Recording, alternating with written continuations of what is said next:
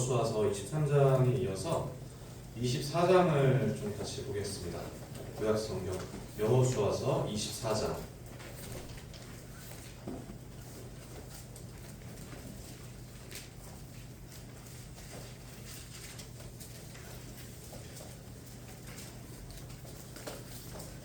함께 나눴던 23장 말씀이 혹시 기억나실지 모르겠습니다. 23장 이제 여호수아의 마지막 고별 설교와도 같은 말씀 가운데서 제가 네 가지를 말씀드렸었죠. 기억나십니까 혹시? 기억하기로 시작했었던 네 가지가 있었습니다. 기억하기, 바라보기, 순종하기, 사랑하기. 이렇게 기억나시죠? 이렇게 말씀해주면 그죠? 기억나신다고 해야 설교자들이 했던 설교를 또 안 하기 때문에 그죠? 기억하기, 바라보기, 순종하기, 사랑하기 이렇게 네 가지를 말씀드렸고 오늘은 여호수아의 마지막 장 24장으로 왔습니다. 24장 1절부터 15절까지인데요. 1절만 제가 먼저 읽겠습니다.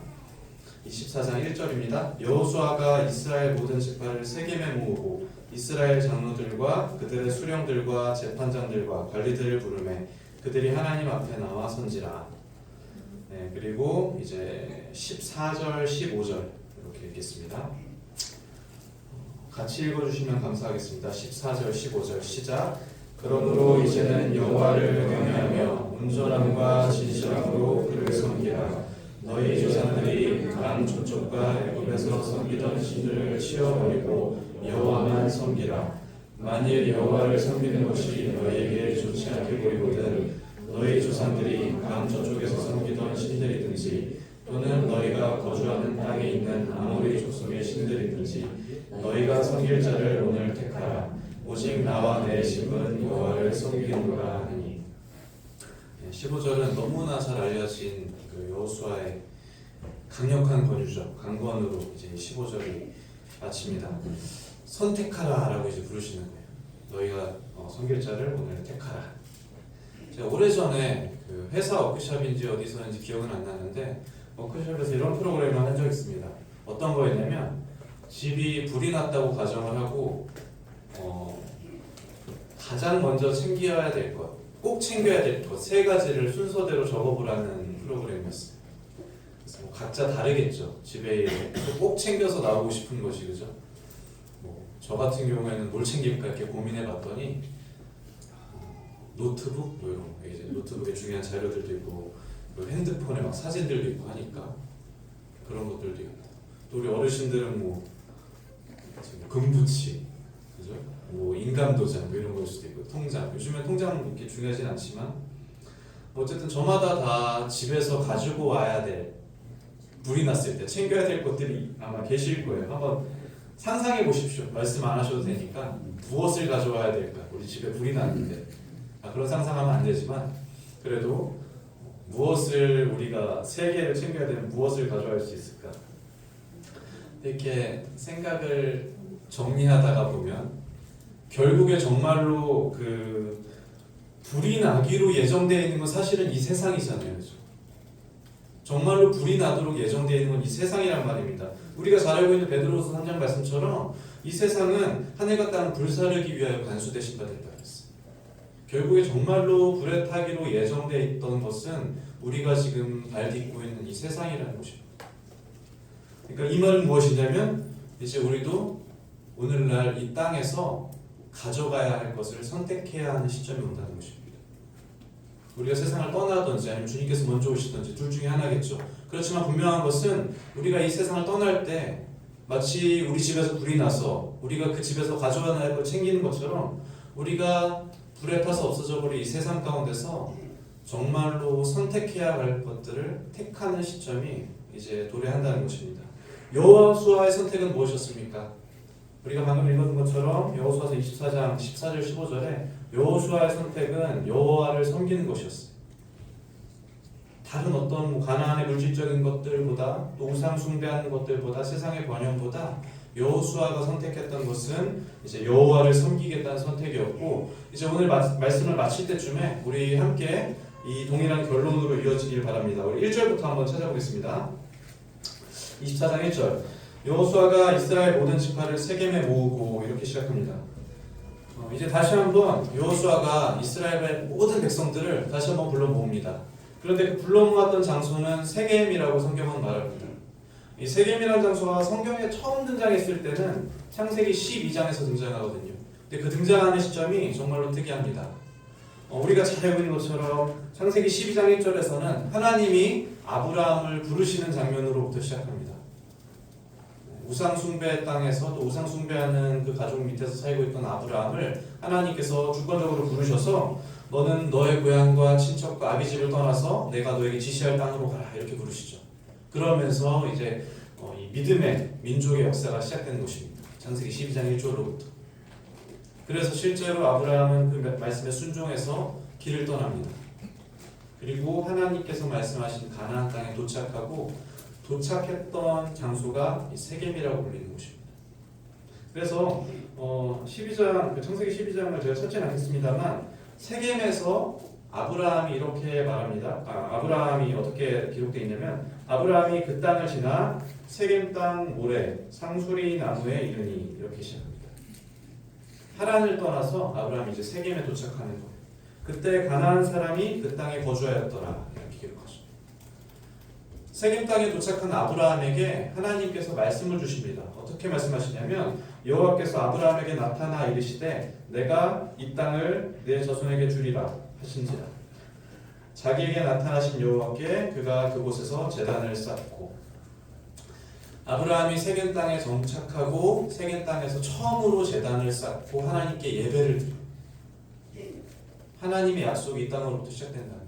하나님께서 이 세겜 땅에서 내가 너의 자손들에게 이 땅을 주겠다라고 말씀합니다. 그리고 우리가 읽었던 여호수아 24장으로 돌아오면은 24장은 이 모든 정복 전쟁이 끝나는 무렵입니다. 이제 영토 분배가 이루어지고 실제로 그들은 꿈에 그리던 가나안 땅을 이제 발로 딛고 서 있는 거예요. 이 약속이 성취되었습니까? 성취되지 않았습니까? 이 약속은 완벽하게 성취되었죠. 창세기 12장에서 처음 아브라함을 부르셔서 세겜 땅으로 인도하시고 그 땅에서 내가 이 땅을 너의 자손들에게 주리라 라고 말씀하셨던 그 약속이 우리가 여호수아 24장에서 그대로 보고 있는 거예요.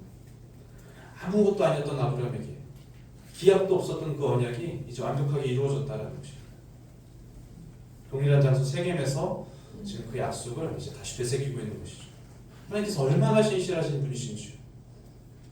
하나님께서 약속하신 그대로 또 말씀하신 그대로 틀림없이 이루신다는 것입니다. 우리가 잘 알고 있는 말씀처럼 하나님은 인생이 아니시니 시건치 아니하신다 그랬어요. 하나님께서 말씀하신 바를 반드시 지키신다는 거예요. 그래서 이제 이스라엘 백성들은 세겜에 다시 모입니다. 이 세겜에 모여서 아브라함을 통해서 주신 약속을 하나님께서 어떻게 신실하게 지키셨는지를 묵상하는 거예요. 그들은 아마 계속해서 아브라함의 약속을 되새기고 또 되새겼을 것입니다. 아버지를 통해서 할아버지를 통해서 또 자신들의 믿음의 조상들을 통해서 이 약속을 끊임없이 되새기고 있었을 거예요. 자, 이제 그들이 목표로 한 세겜 땅에 도착했고 이제 다시 한번 하나님께 예배를 드리는 거예요. 그들이 어떤 감정을 느끼겠습니까? 지금까지 인도하셨던 하나님께서 앞으로도 우리를 인도하실 것이라는 강한 확신이 생기는 것이죠. 하나님께서 시건치 아니하신다. 하나님께서 신실하신 분이시다. 수백 년 전에, 수세대 전에 이루어진 그 약속이 이 세겜 땅에서 지금 다시 이루어집니다. 아마 우리들 성도 각자에게도 또 저에게도 마찬가지고 성도님들에게도 마찬가지면 저마다의 세겜이라고 불리는 것이 존재할 것입니다. 이것은 어떤 특정한 장소가 아니라 우리가 받은 하나님과의 약속을 의미하는 거예요. 저마다 받은 그 약속들을 무수한 말씀들로 그 약속을 아마 받으셨을 거예요. 임마누엘의 약속도 있을 것이고 예수님께서 다시 오신다는 약속도 있을 것이고 우리를 계속해서 인도하시고 지켜주신다는 약속도 있을 것이고 성경에 성도를 향한 얼마나 많은 약속들이 기록되어 있습니다. 또 저마다 개인적으로 받은 비전들도 있을 것이고 또 우리를 통해서 하나님께서 이루실 특별한 저마다의 그런 약속들이 있을 것입니다. 그런데 그 모든 약속들이 우리가 분명히 믿기로는 남김없이 이루어지게 될 거예요. 이 성경에 기록된 모든 말씀들이 남김없이 이루어지게 될 것입니다. 왜냐하면 하나님께서 틀림없이 신실하신 분이시기 때문에 하나님께서 시건치 아니하시기 때문에 우리가 그 말씀을 분명히 믿으시길 바랍니다. 24장 1절에서 하반절을 보시면 이제 그 세겜에 모였던 이스라엘 장로들과 그들의 수령들과 재판자들과 관리들이 다 모였어요. 그런데 1절에서 이렇게 기록합니다. 그들이 하나님 앞에 나와선지라. 하나님 앞에 나와선지라. 지금도 그랬지만 이 사람들도 마찬가지겠죠. 우리는 우리의 눈으로 또 물리적으로 하나님을 목격하지는 않습니다. 저만 그런 거 아니겠죠 혹시? 우리가 이렇게 눈으로 또 우리의 시각으로 하나님을 마주보면서 하나님 앞에 나왔었다라고 얘기하진 않아요. 그런데 이 사람들은 분명하게 1절에서 하나님 앞에 나섰지라 이렇게 했습니다. 이 까닭은 무엇이겠습니까? 이 동일한 장 24장 이제 뒷절에 보시면 24절과 26절에 보시면 여호수아가 이 모든 말씀을 하나님의 율법책에 기록하고 큰 돌을 가져다가 거기 여호와의 성소 곁에 있는 상수리 나무 아래에 세웠다라고 기록해요. 세겜으로 하나님의 성소, 하나님의 집이 이제 세워진 거예요. 이 세겜이라는 장소에 하나님의 집, 언약궤가 있고 돌판이 있었던 그 하나님의 집이 세겜에 있었다라는 거예요. 그러니까 다시 말하면 하나님이 집인 성막이 있었고 그리고 그들은 그 집 앞으로 나왔으면서 하나님의 집에 하나님이 함께 하신다는 강한 확신 가운데 그들이 모였다는 거예요. 이제 우리는 주일 집회를 하고 또 함께 예배를 드립니다.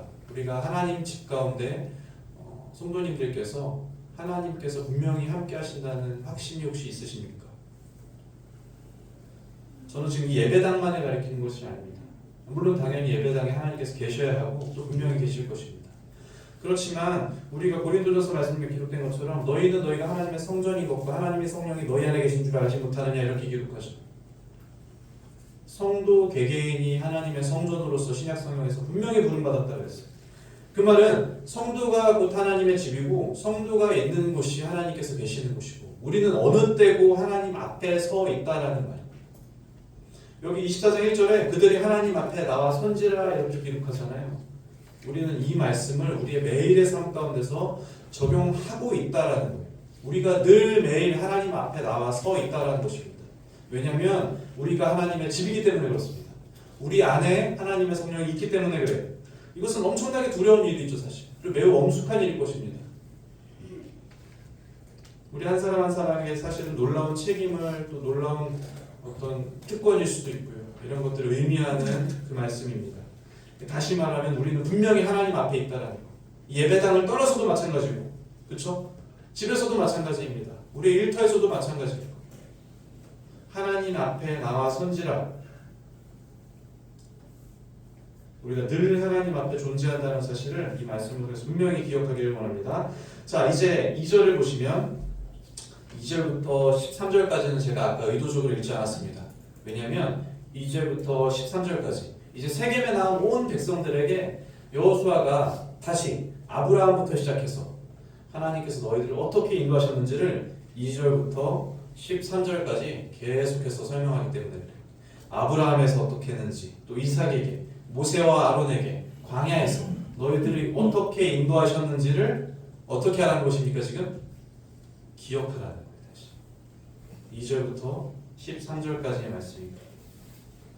이 기억하는 것이 얼마나 중요한지에 대해서 제가 앞서 두 번의 설교에서 충분히 다뤘기 때문에 지나가겠습니다. 그런데 다만 여호수아가 백성들에게 말하는 기억이 구체적으로 무엇에 대해서 기억하라는 것인지에 대해서 오늘 좀 나눠보겠습니다. 이것은 사실 지난번 설교에 대해서 성도님들이 가졌었던 의문에 대한 해답이기도 할 것입니다. 형제님 기억하라고 하는데 도대체 무엇을 기억하라는 말입니까? 형제님 기억하라고 하는데 도대체 우리가 어떤 것을 기억해야 됩니까? 자, 첫 번째로 우리가 성도로서 분명하게 기억해야 될 것은 무엇이냐면 우리를 구원하신 그 구속 사역에 대해서 기억해야 된다는 것입니다. 24장을 보시면 3절 너희의 조상 아브라함을 강 저쪽에서 이끌어내어 이렇게 기록합니다. 그리고 6절에는 내가 너희의 조상들을 애굽에서 인도하여 내어 이렇게 기록합니다. 아브라함도 그랬고 애굽에서 있던 백성들도 마찬가지예요. 다른 신들을 섬기고 다른 왕을 섬기다가 거기서 죽을 수밖에 없었던 그들을 하나님께서 주권적으로 부르셔서 그들을 건져내셨어요. 그들을 구원하셨습니다. 여호수아가 백성들에게 지금 이것에 대해서 기억할 것을 말씀하십니다. 하나님께서 너희를 구원한 것을 기억해라. 너희를 그 다른 권세에 있던 그곳에서 구속해냈던 것을 기억해라. 이것이 성도가 기억해야 될 첫 번째 하나님의 은혜, 구속 사역에 대한 은혜입니다. 다른 어떤 것보다도 사실은 이것을 가장 먼저 기억해야 되고, 이것은 아마 우리가 세상 떠나는 날까지 끊임없이 기억해야 되는 가장 중요한 기억 중에 하나일 것입니다. 하나님께서 우리를 구원하셨다라는 거예요. 우리 너무나 잘 알고 있는 찬송가 중에 어메이징 그레이스라는 게 있죠, 그렇죠? 나 같은 죄인 살리신, 나 같은 죄인을 살리신 그 찬양을 작사 작곡했던 존 뉴턴이라는 사람이 있는데, 이 사람이 이제 나이가 8, 90대 되었을 때 여느 노인처럼 기억이 희미해지는, 여느 노인들처럼 기억력이 이제 쇠퇴하는 것입니다. 그때 그 존 뉴턴이 다른 사람들에게 입버릇처럼 했던 말이 뭐냐면, 내가 지금 다른 건 다 이제 기억이 없어지고 있는데 내가 두 가지는 분명히 기억합니다 그랬어요. 내가 기억이 점점 사라지고 있는데 두 가지는 분명히 기억합니다.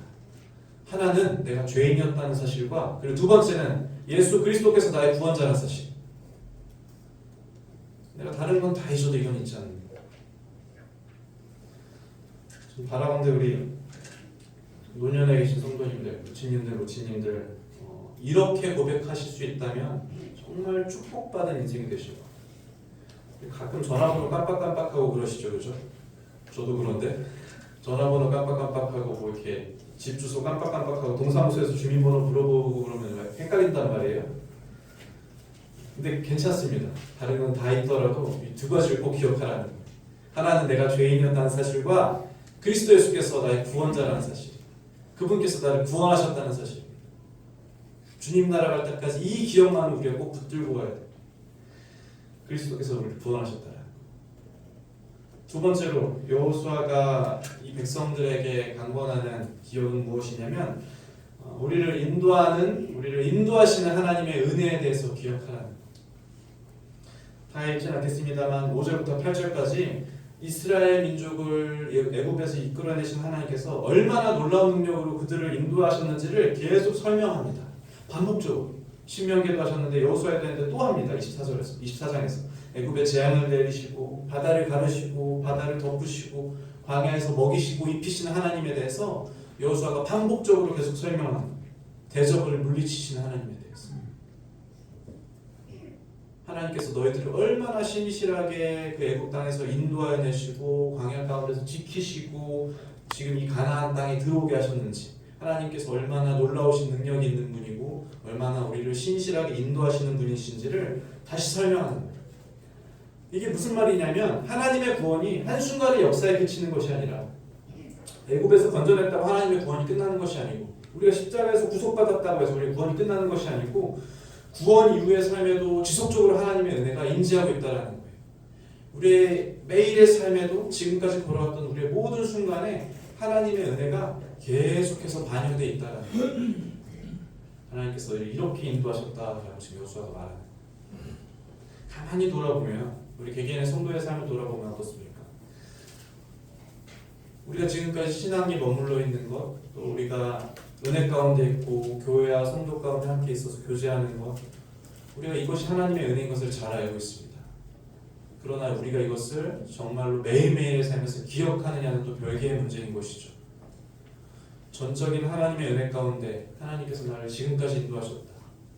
우리가 이것을 계속해서 기억하는 거예요. 많은 성도님들의 회고록을 보거나 많은 성도님들의 간증을 보면 틀림없이 강조하는 게 이것이잖아요, 그렇죠? 하나님께서 지금까지 나의 삶을 이렇게 인도하셨다. 지난 시간 가운데 하나님께서 이렇게 나와 동행하셨다. 아마 성도님들도 마찬가지예요. 지나온 시간을 돌아보면 우리의 구원하신 그 구속의 사역 이후에도 하나님께서 얼마나 우리를 신실하게 인도하셨는지, 이걸 계속해서 기억해야만.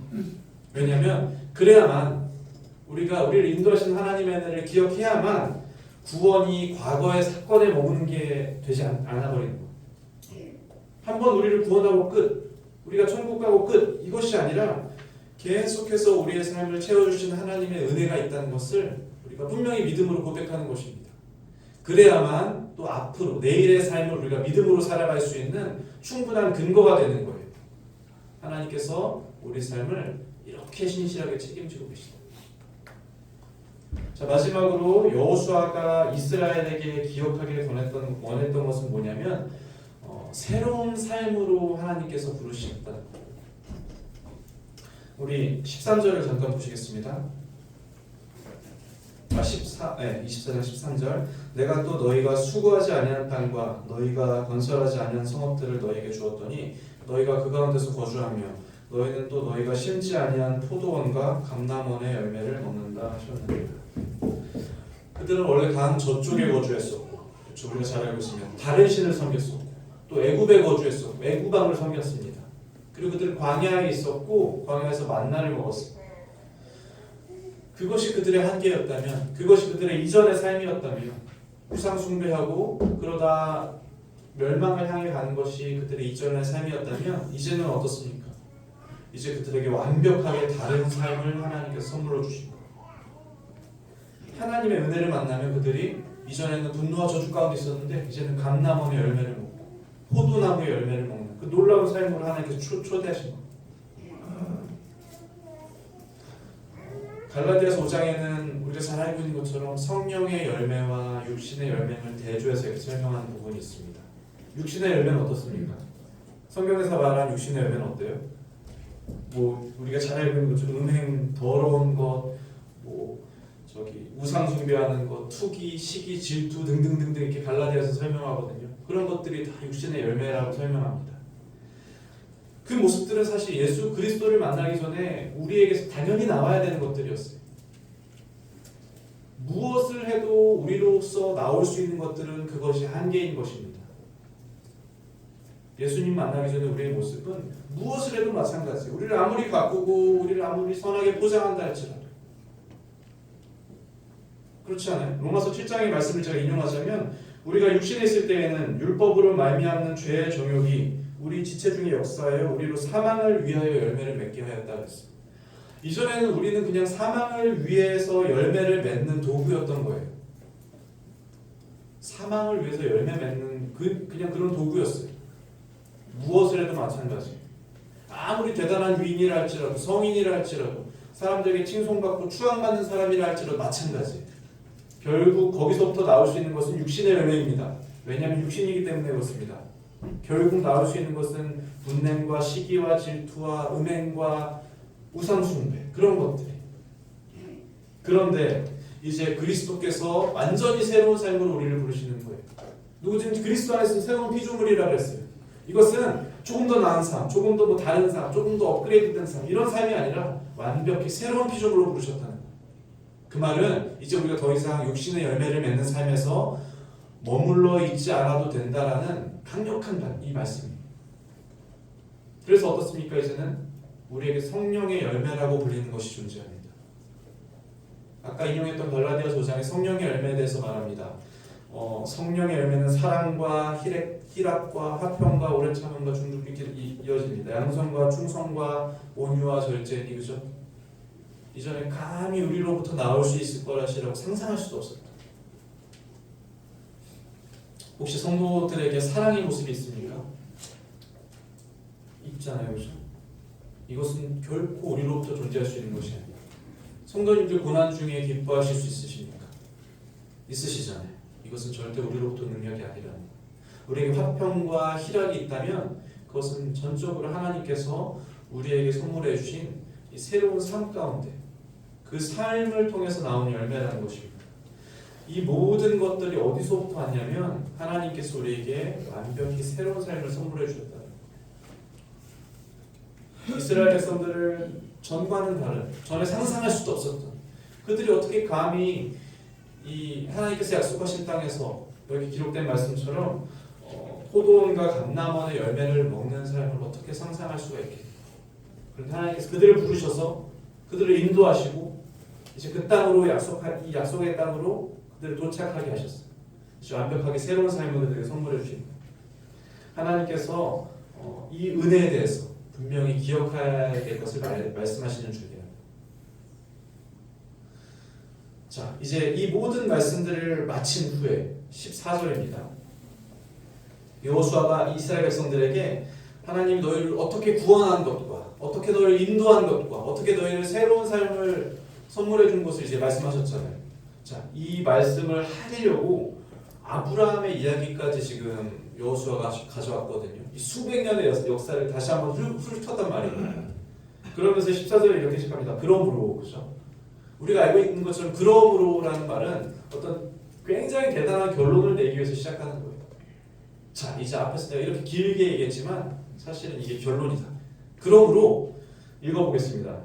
그러므로 이제는 여호와를 경외하며 온전함과 진실함으로 그를 섬기라. 너희의 조상들이 강 저쪽과 애굽에서 섬기던 신들을 치워버리고 여호와만 섬기라. 이 말씀을 하고서 그 먼 길을 돌아온 아브라함의 역사부터 여호수아가 다시 한번 짚어놓던 것입니다. 하나님을 섬기라는 것. 과거의 은혜를 기억하는 까닭은 무엇이냐면 여호와를 섬기는 삶으로 나올 것에 대한 초청입니다. 하나님을 섬기라는 것입니다.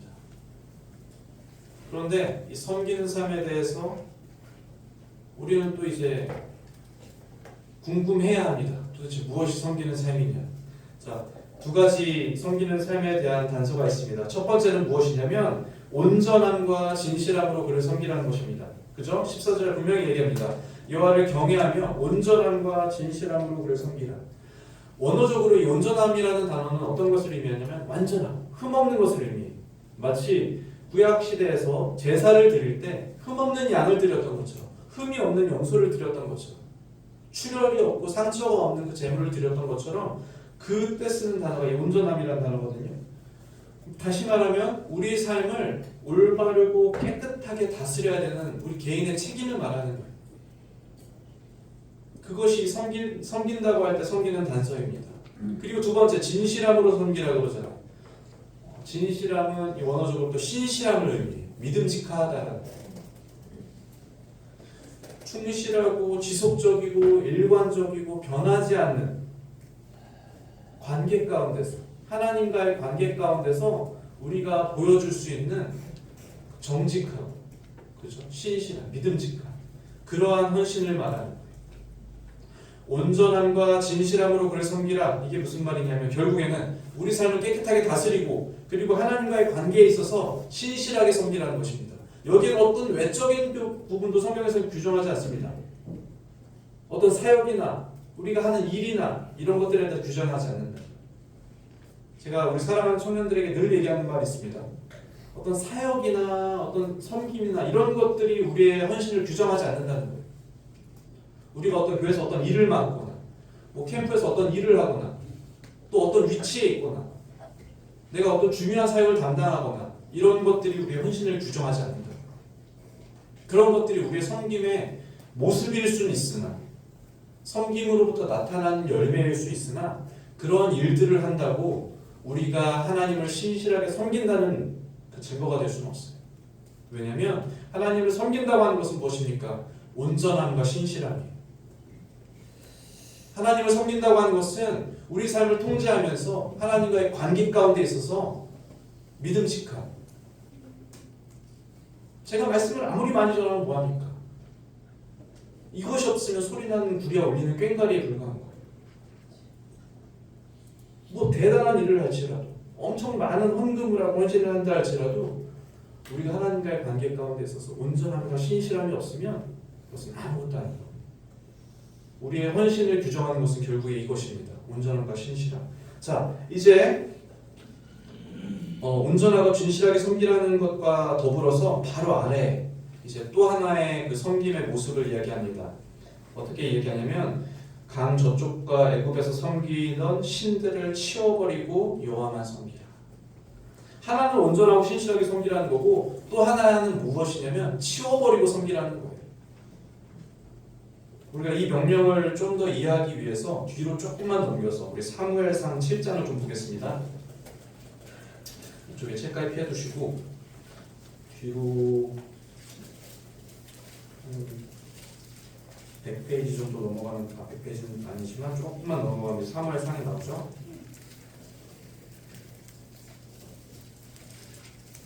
사무엘상 7장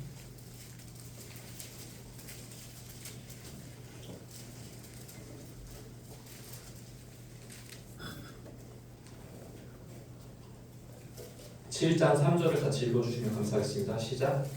사무엘이 이스라엘 온 족속에게 말하여 이르되 만일 너희가 진심으로 여호와께 대하거든 우상신들과 아스라엘을 너희 중에서 제거하고 너희 마음을 여호와께로 향하여 그만을 섬기라.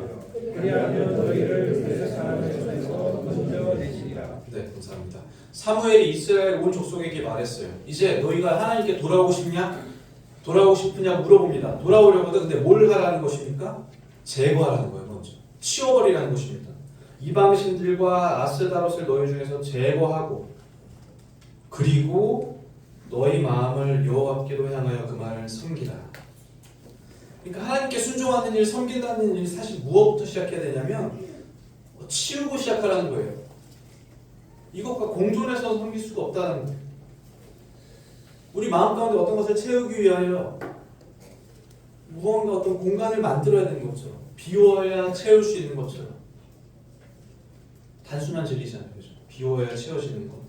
사무엘이 말하는 것처럼 우리를 가득 채우고 있는 이방신들, 우상 숭배하는 것들을 제거해야 비로소 그때 우리 마음이 여호와께로 향할 수 있는 기회가 생긴다는 것입니다.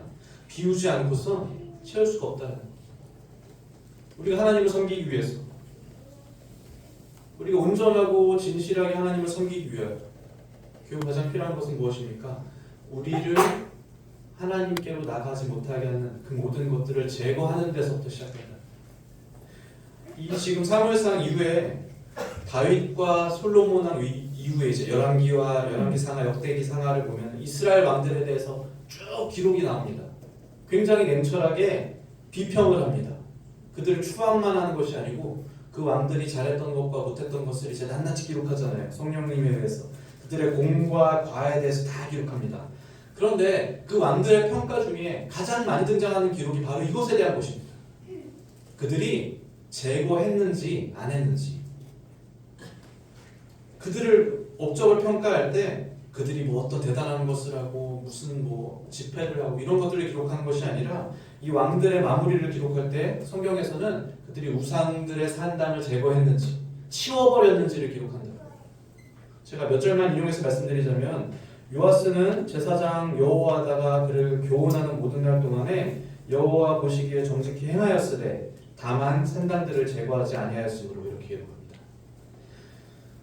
아마샤가 여호와 보시기에 정직히 행하였으나 그의 조상 다윗과는 같이 아니하였으며 그의 아버지 요아스가 행한 대로 다 행하였어도 오직 산당들을 제거하지 아니하였으므로 계속해서 기록합니다. 제가 다 시각명에서 다 찾지 않겠습니다. 제거한 왕과 제거하지 않은 왕으로 구분된다고. 이것은 결국에 멀지 않은 미래에 저라는 이인영 형제라는 삶을 평가할 때도 아마 동일하게 적용될 기준일지도 몰라요. 제가 얼마나 많은 일들을 하고 얼마나 많은 섬김을 하고 이런 것보다도 사실은 우리 마음 가운데 정말 중요한 건 무엇입니까? 제가 하나님 닮지 않은 것들, 하나님 섬기지 못하게 하는 것들을 얼마나 많이 제거했느냐, 그것들을 얼마나 많이 치워버렸느냐. 하나님을 섬기지 못하게 만드는 그 모든 것들을 단호하게 제거해야 된다. 그렇지 않으면 우리는 하나님을 섬길 수 없습니다. 왜냐하면 정말 단호한 명령이잖아요. 사실 택할 자를 고르라는 거예요.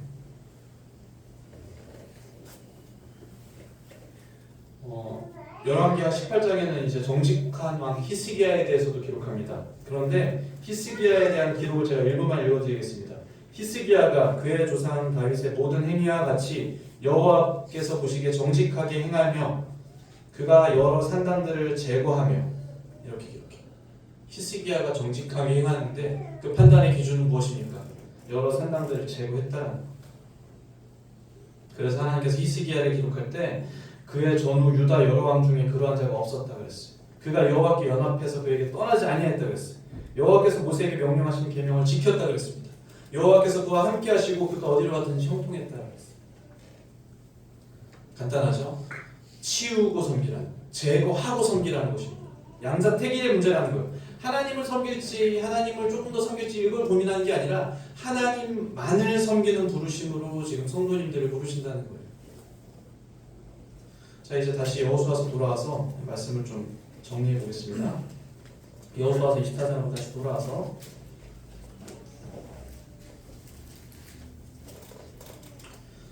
자, 우리 방금 14절을 읽었는데 15절을 읽겠습니다. 만일 여호와를 섬기는 것이 너희에게 좋지 않게 보이거든 너희 조상들이 강 저쪽에서 섬기던 신들이든지 또는 너희가 거주하는 땅에 있는 아모리 족속의 신들이든지 너희가 섬길 자를 오늘 택하라. 오늘 나와 내 집은 여호와를 섬기겠노라. 이 모든 설교 끝에 여호수아의 마지막 말은 결국 뭐냐면 너희가 섬길 자를 오늘 택하라. 나와 내 집은 여호와를 섬기겠노라. 선택해야 된다. 강 건너의 신이든지 아니면 여호와든지 둘 중에 하나입니다. 그렇죠? 그리고 아모리 족속의 신이든지 아니면 여호와라는 거예요. 선택하라. 중립은 존재하지 않는다는 거예요. 제가 예전에 그 중학교 2학년 때 침례 상담을 받을 때 아직 구원받기 전입니다. 제가 너 구원 받았어? 뭐 이렇게 형제님한테 물어볼 때 제가 이런 대답을 했어요. 제가 아직도 기억나는데 제가 문턱에 있다 그랬어요. 제가 문을 넘어가려는데 문턱에 있는 것 같습니다. 이건 받은 겁니까? 안 받은 겁니까? 안 받은 거잖아요. 그래서 그런 건 없어요.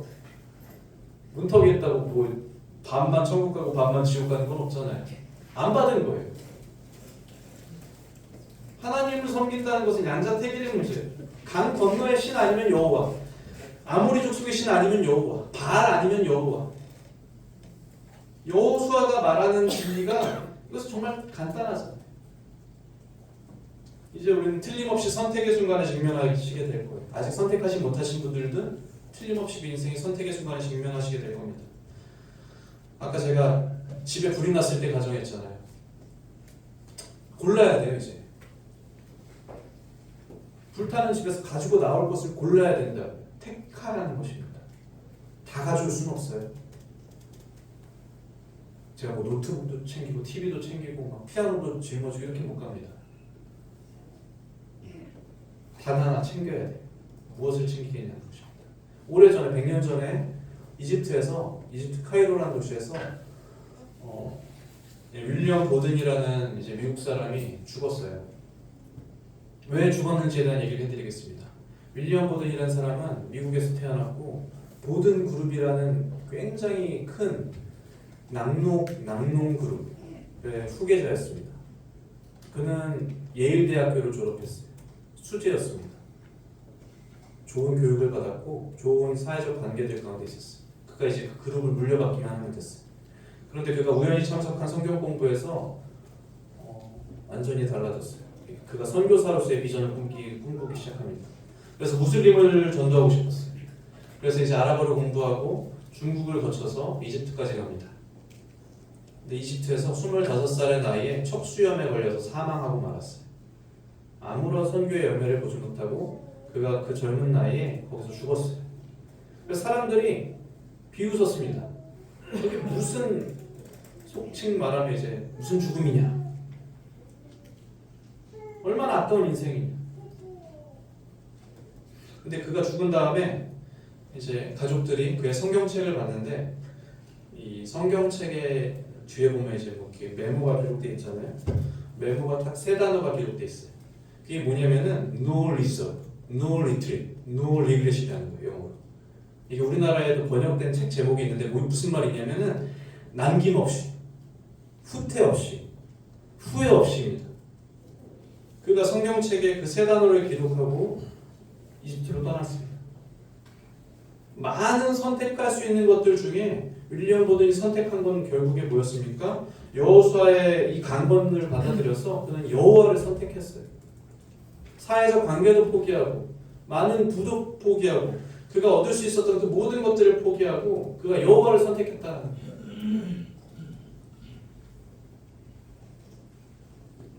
자, 이 여호수아의 부름을 오늘 우리가 함께 나눴습니다. 너희 섬길 자를 오늘 택하라. 이것은 비단 이 이스라엘 백성들에게만 주어지는 부름은 아닐 거예요. 아마 동일한 부르심으로 저와 우리 성도님들을 향해서 강권하고 있는 줄로 믿습니다. 그래서 우리가 오늘 이 부르심에 응답해서 우리가 오늘 세상을 떠나게 된다면 무엇을 택하는 것인지에 대한 고민을 우리가 함께 하시기를 원합니다. 이렇게 기도하겠습니다.